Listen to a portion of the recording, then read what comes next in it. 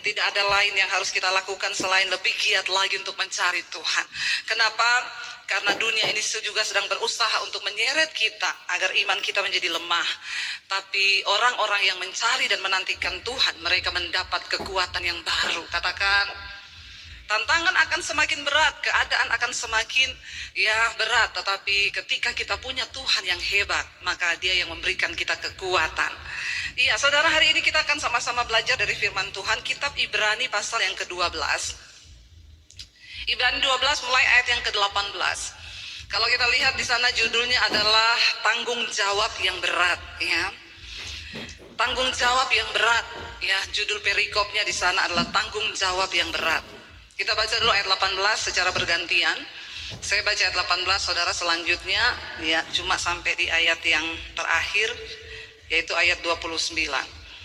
Firman Tuhan berkata, tanggung jawab yang berat. Sebab kamu tidak datang kepada gunung yang dapat disentuh dan api yang menyala-nyala, kepada kekelaman, kegelapan dan angin badai. Ayat 19, kepada bunyi sangkakala dan bunyi suara yang membuat mereka yang mendengarnya memohon supaya jangan lagi berbicara kepada mereka.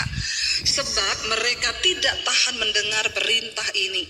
Bahkan jika binatang pun yang menyentuh gunung, ia harus dilempari dengan batu. Ayat 21, dan sangat mengerikan pemandangan itu, sehingga Musa berkata, aku sangat ketakutan dan sangat gemetar. 22, tetapi kamu sudah datang ke Bukit Sion, ke kota Allah yang hidup, Yerusalem surgawi, dan kepada beribu-ribu malaikat, suatu kumpulan yang meriah. 23, kepada jemaat anak-anak sulung yang namanya terdaftar di sorga, dan kepada Allah yang menghakimi semua orang, dan kepada roh-roh orang-orang benar yang telah menjadi sempurna, dan kepada Yesus pengantara perjanjian baru, dan kepada darah pemersikan yang berbicara lebih kuat daripada darah Habel. 25, jagalah supaya kamu jangan menolak Dia yang berfirman.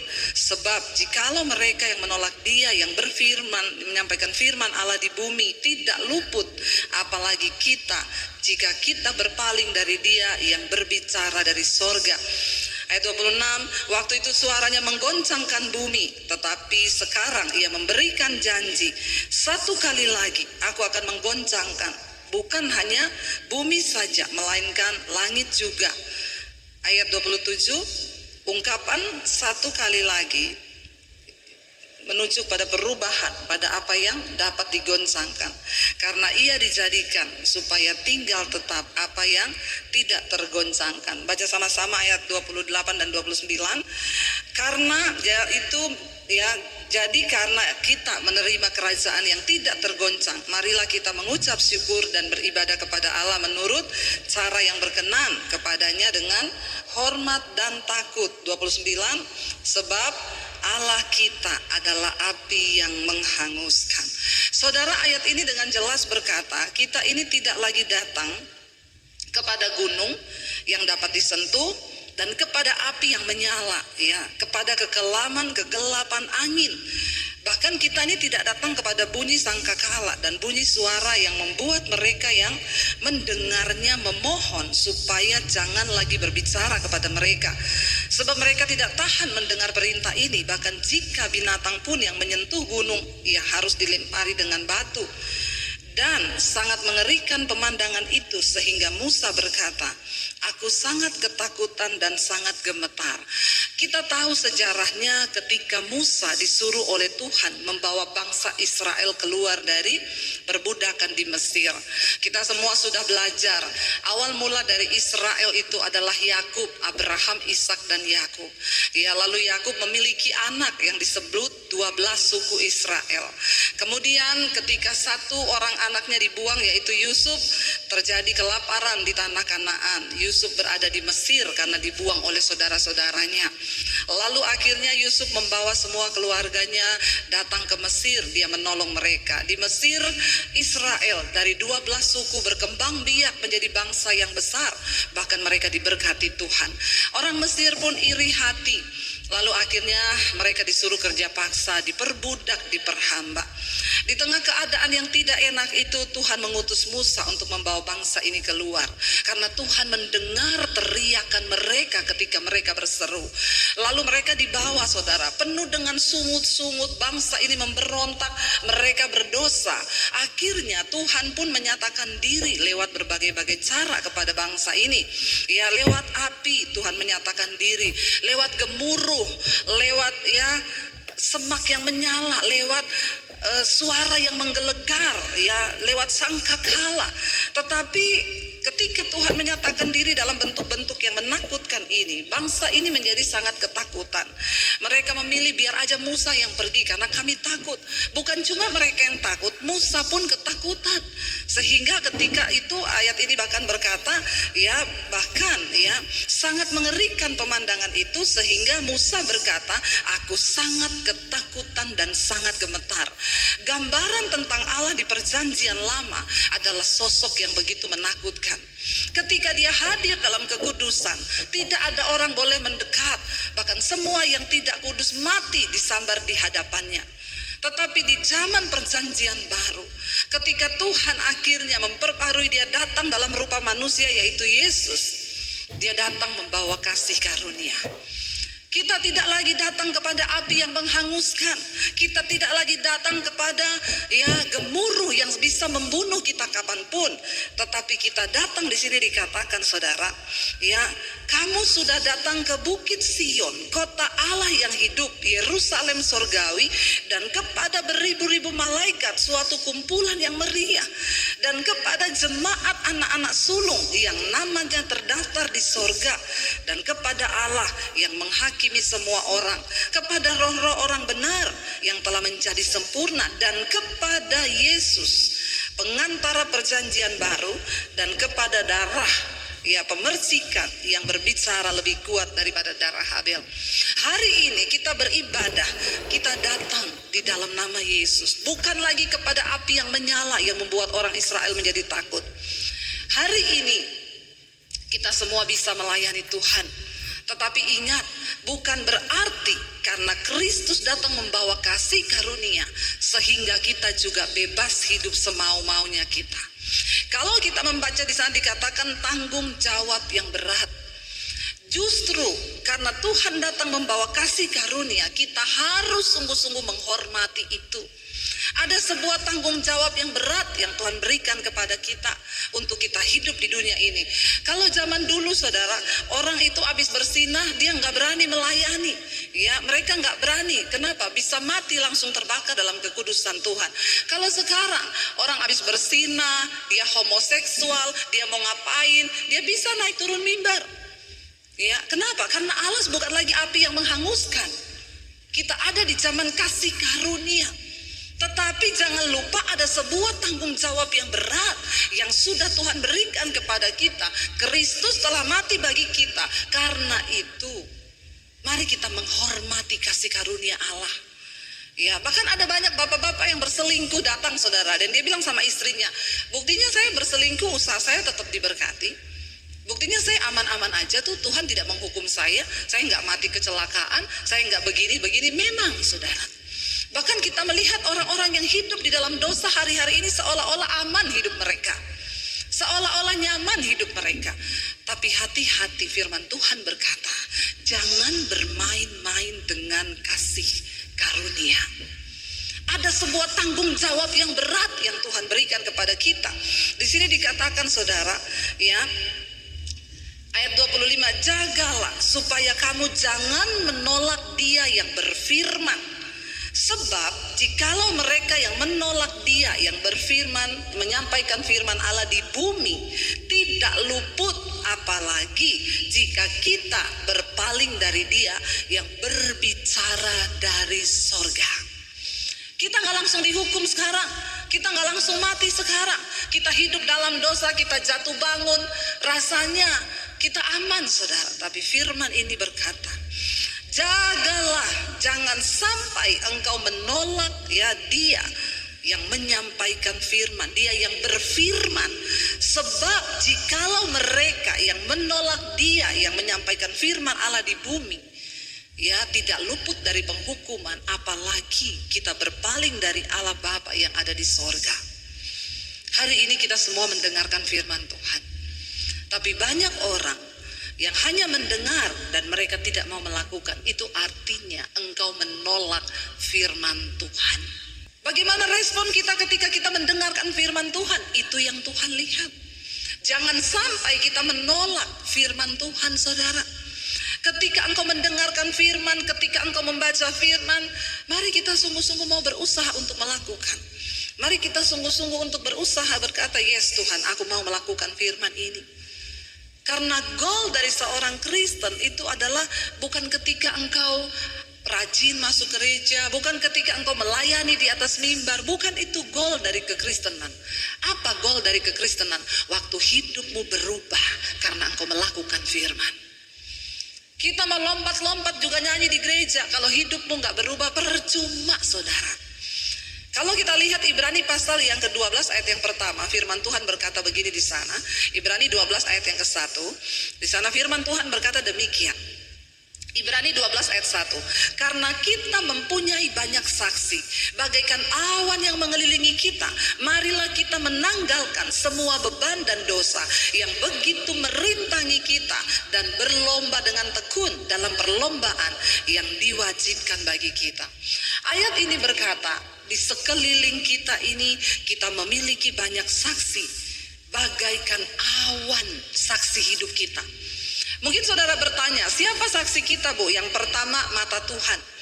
Karena Alkitab berkata, mata Tuhan menjelajah ke seluruh bumi, melihat orang baik dan orang jahat, untuk memberikan kepada mereka hukuman atau imbalan yang setimpal dengan perbuatan mereka. Belum sekarang, ya, kita masih dicatat semua pelanggaran kita. Yang pertama, saksi kita adalah mata Tuhan. Yang kedua, saksi kita siapa? Yang kelihatanlah manusia. Kita memiliki saksi, yaitu manusia. Di dalam rumah istri, saksimu itu suami. Ya, suami saksimu itu istri, anak-anak. Keluar dari rumah ada tetangga yang menjadi saksi kita. Di gereja ada jemaat yang menjadi saksi kita. Kita semua saling bersaksi tentang hidup kita masing-masing. Makanya ada yang bilang, itu ya Bu, bolak-balik rajin ke gereja, tapi kelakuannya suka nipu, suka nyolong. Nah, ini karena ada saksi. Yang berikutnya, saksi yang tidak terlihat itu ada malaikat yang seperti awan mengelilingi kita. Yang berikutnya yang tidak kalah saksi hidup kita itu siapa? Setan. Setan bisa lihat kita walaupun kita tidak bisa lihat setan. Saya kemarin di Jakarta, saudara, ada satu orang, dia itu telepon saya, Bu, saya nggak tahu. Jadi dia itu tadinya kena COVID, lalu koma. Waktu dia koma, dia bilang dia seperti orang tenggelam gitu ya, tidak bisa bernapas.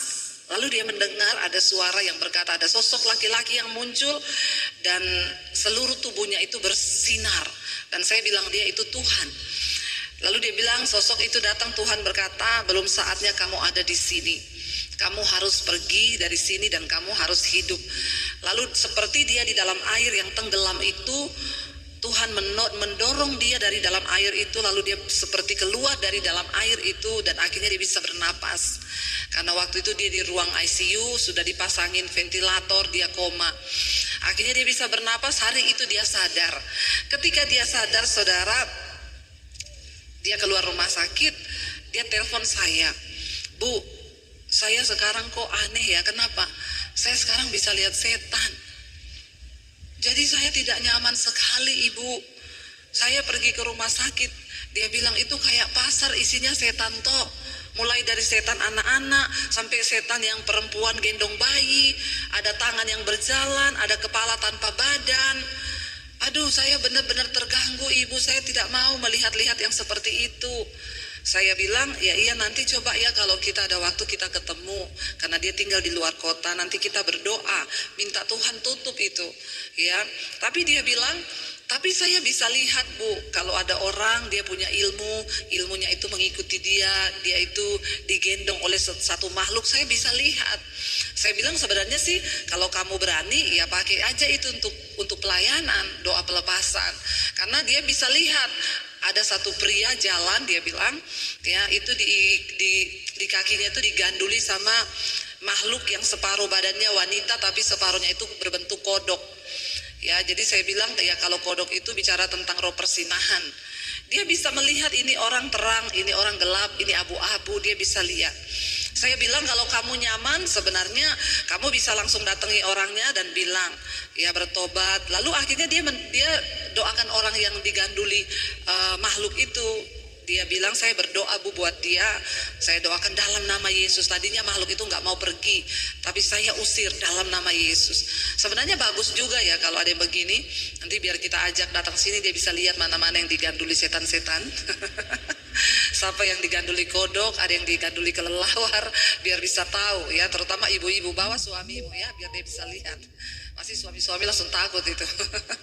Ya, sebenarnya saudara, nah di alam roh itu begitu. Dia tanya kepada saya, Bu, memang benar ya, ada ya dunia roh-roh begitu? Saya bilang ada, Alkitab pun bilang ada. Kenapa Alkitab mengingatkan kita bahwa ada setan, ada roh-roh jahat di udara? Dia bilang, saya pergi ke curug ya, air terjun dengan suami saya, tapi itu setannya beda Bu, di bawah pohon, bentuknya makhluk, tapi ada tanduk gitu di kepalanya. Kalau itu beda lagi, itu namanya roh teritorial, penguasa setempat. Ada yang begitu, mereka bisa menyerang manusia, bisa yang buka celah ya, tetapi setan-setan yang mengikuti itu, kalau orang hidup dalam kenajisan, ada yang ikuti saudara.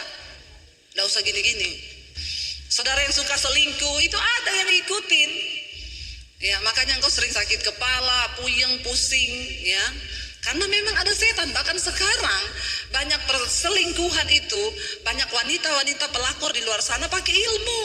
Mereka datang ke dukun, minta supaya kalau ada bapak-bapak kaya yang lihat bisa tertarik kepada dia. Makanya bapak-bapak harus banyak berdoa. Ya, amin bapak-bapak. Ada orang di sini? Bapak-bapak ada amin?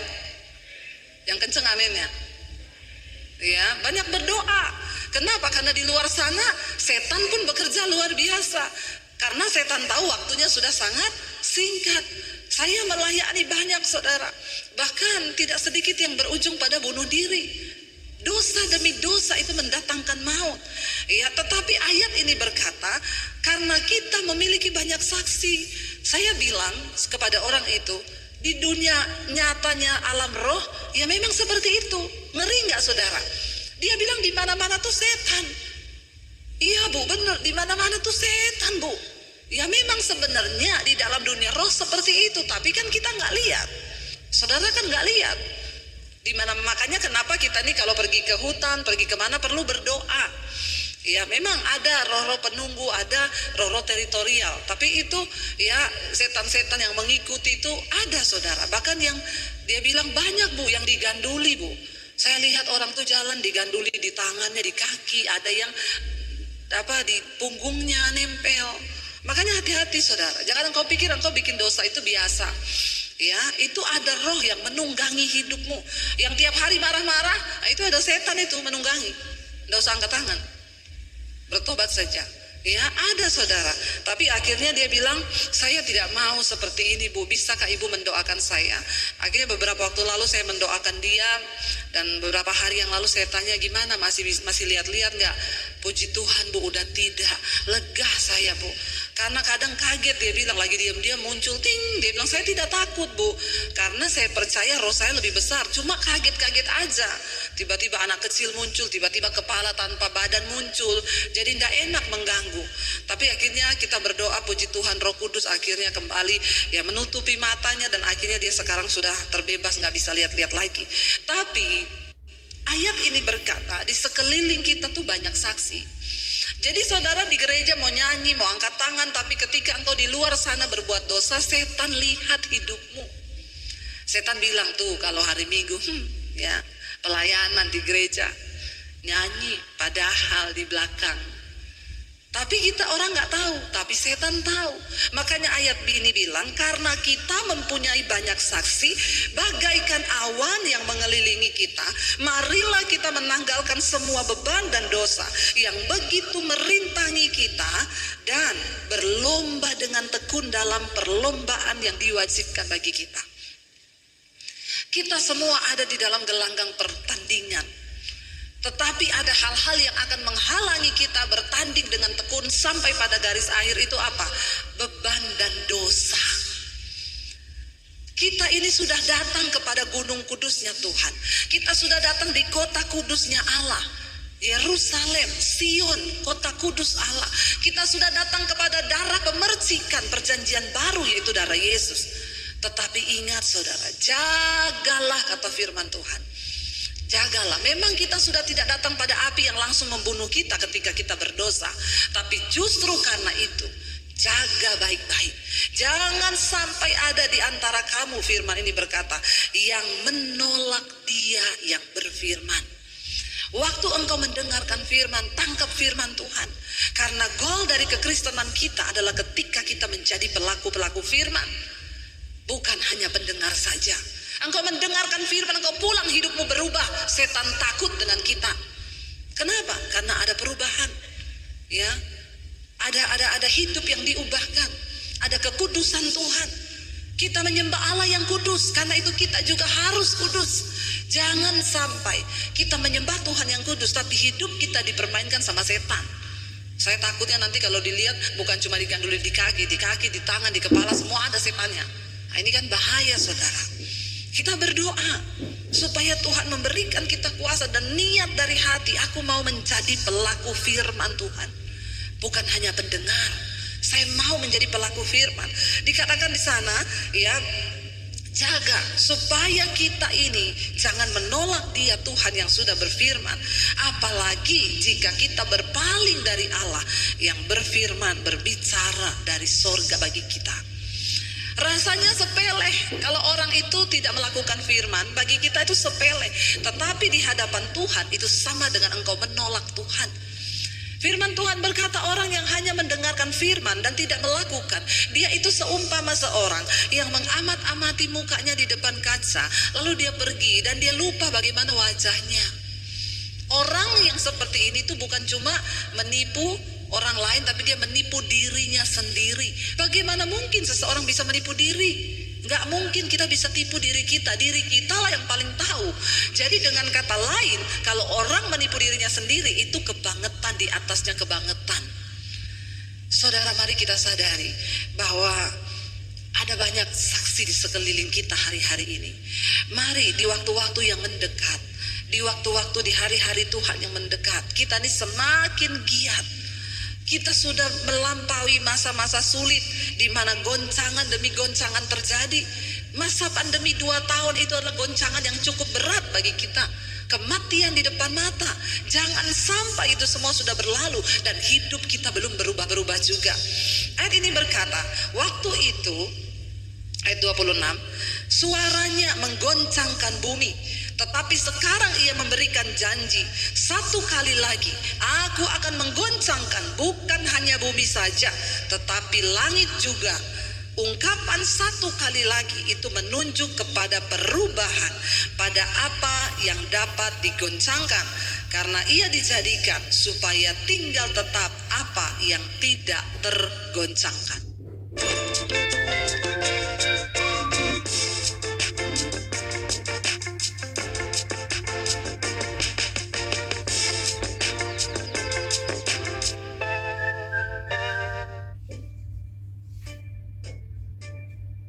Ingin tahu bagaimana orang mendapatkan foto-foto indah di postingan akun sosial media mereka? Sekarang, saya akan berbagi dengan Anda. Anda hanya perlu menggunakan aplikasi AI bernama Sisi. Siapkan satu foto asli, lalu buka. Kita ini sedang dipersiapkan menjadi umat yang tidak tergoncangkan. Dan setiap goncangan Tuhan akan izinkan terjadi. Untuk apa? Membuktikan kemurnian iman kita. Kita bersyukur saudara, kita melewati masa pandemi, kita masih hidup, kita masih sehat, tidak kurang suatu apapun. Tetapi jangan engkau sia-siakan anugerah itu. Bahkan banyak di antara kita juga yang diizinkan kena COVID. Ya, kami sekeluarga bintang 3 COVID, semua varian rasa saudara. Saya sampai bertanya sama Tuhan waktu itu, Tuhan kenapa kena lagi? Iya, karena ini varian baru. Biar kamu bisa bersaksi. Karena waktu itu orang semua kan ketakutan. Dari awal pandemi itu terjadi, ketika semua ketakutan, saya cuma berdoa, kalau Tuhan mau izinkan saya rasa untuk bisa bersaksi kepada jemaat, nggak apa-apa Tuhan, saya siap. Habis itu kami kena saudara bulan November. Bulan tahun berikutnya yang Delta, kami kena lagi. Dan waktu itu suami saya benar-benar hampir lewat. Ya, saya bertanya, Tuhan kenapa ini kena lagi? Karena ini varian baru. Supaya kamu bisa bersaksi. Dan ternyata memang kesaksian kita waktu kita sakit itu tidak ada obat, tidak ada rumah sakit. Kami mengangkat perjamuan kudus, darah Yesus, dan kami disembuhkan. Ya, malam itu saya sudah sesak napas. Ya, iblis datang mengintimidasi, pendeta banyak yang mati, sebentar lagi kamu sesak napas, udah gak bisa napas, dibawa ke rumah sakit, nanti kamu pasang ventilator, malamnya mati. Saya cuma berkata, kalau belum waktunya saya mati, tidak ada yang bisa mencabut nyawa saya termasuk COVID. Tidak bisa. Karena mati hidupku bukan di tangan COVID, tapi di tangan Tuhan. Amin. Dan kalau belum waktunya saya mati, maka saya tidak akan mati. Tapi kalau sudah waktunya saya mati, maka saya Tuhan menyerahkan nyawa saya ke dalam tangan-Mu. Tapi akhirnya kami sembuh. Malam itu ketika saya habis perjamuan, saya muntah saudara, dan itu riak semua keluar. Besoknya saya sembuh. Dan ternyata banyak jemaat Misbah Doa yang melakukan hal yang sama ketika saya bersaksi, dan mereka disembuhkan. Ya, kita punya Tuhan yang pegang kendali. Kita melewati masa goncangan yang berat, dan Tuhan bilang satu kali lagi Dia akan menggoncang bukan hanya bumi saja, tapi langit juga. Dulu banyak orang yang berkata, para peneliti itu bilang, ya ini bumi diprediksi akan hancur. Jadi para orang pintar mulai mencari tempat tinggal baru, salah satunya di bulan.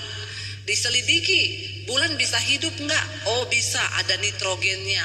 Akhirnya mereka mulai nanam, tomat bisa berbuah di bulan. Lalu mereka itu mencoba mengembangkan kehidupan di sana. Kenapa saudara? Tujuannya adalah supaya kalau bumi ini hancur, ya rame-rame manusia bisa pindah ke bulan, cari planet baru. Ya, dan akhirnya dicarilah pasangan-pasangan muda waktu itu yang mau untuk dikirim ke bulan. Pasangan muda, ya tapi syaratnya cuma tiket berangkat, tidak ada tiket pulang. Kalau mau daftar silahkan.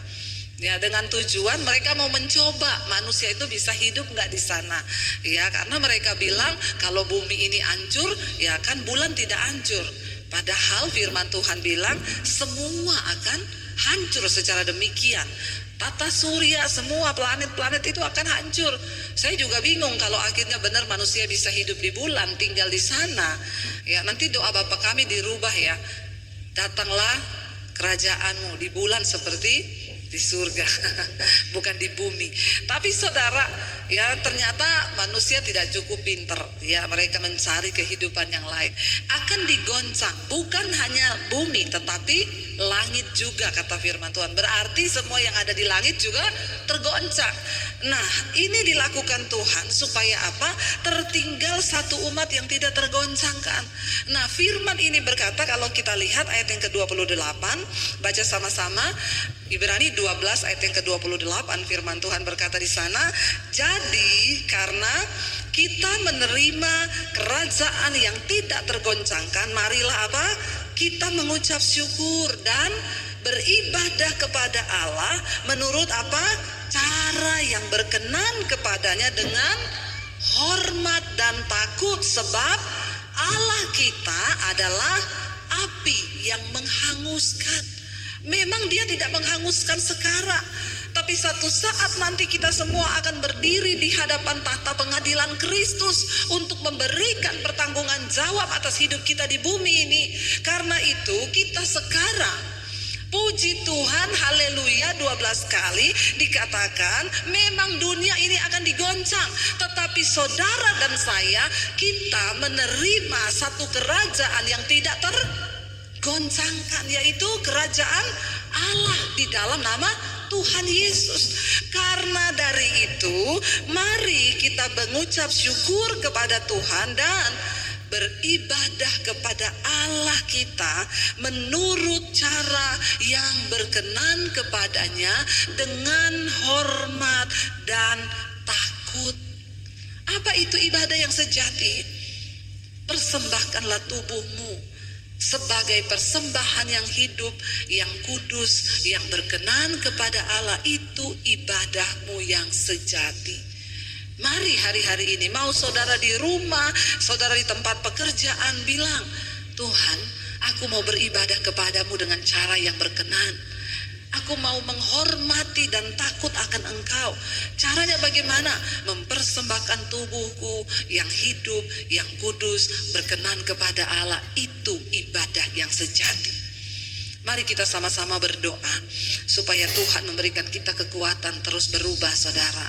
Jangan sampai terlambat. Jangan sampai engkau keluar dari kerajaan yang tidak tergoncang. Hanya orang-orang yang mempersembahkan hidup dan tubuhnya kepada Tuhan dengan cara yang benar, mereka lah yang menerima kerajaan yang tidak tergoncangkan itu. Keadaan ke depan semakin tidak menentu. Tapi firman berjanji, kita orang-orang yang dikuduskan Tuhan, orang-orang yang rohnya disempurnakan, tadi dikatakan di atas, kita orang-orang yang telah dikumpulkan oleh Tuhan, kita berada di dalam satu kerajaan yang tidak tergoncang. Karena itu sekalipun dunia ini berlalu, kita tidak perlu takut. Ada jaminan hidup di dalam kekekalan bersama dengan Tuhan Bapa kita yang memberikan kita janji ya dan amin, dan Dia tidak pernah berubah. Saya undang para imam musik maju.